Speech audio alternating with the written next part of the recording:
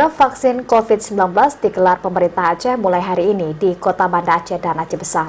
Sedangkan pada 15 Februari 2021 mendatang untuk 21 kabupaten kota lainnya di Aceh.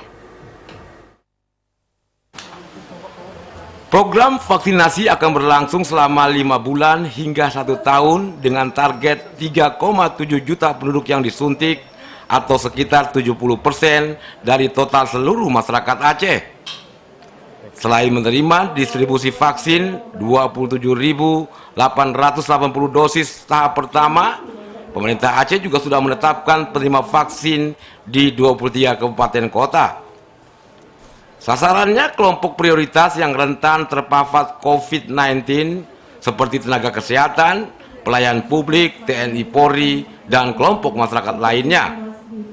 Meski demikian, menurut Kadis Kesehatan Aceh Hanif, ada juga mereka yang tidak bisa diberi vaksin COVID-19 produksi Sinovac Cina.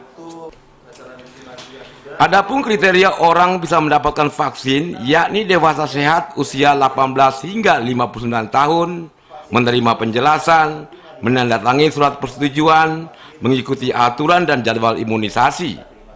Sementara yang tidak bisa diberikan, mereka yang pernah terkonfirmasi COVID-19, ibu hamil, dan menyusui, anak-anak, menjalani terapi panjang terhadap penyakit kelainan darah, penderita penyakit jantung, autoimun, ginjal, rematik, saluran pencernaan kronis, hipertiroid, kanker, kelainan darah, menerima transfusi, ISPA, diabetes mellitus, HIV, penderita penyakit paru, asma, dan TBC.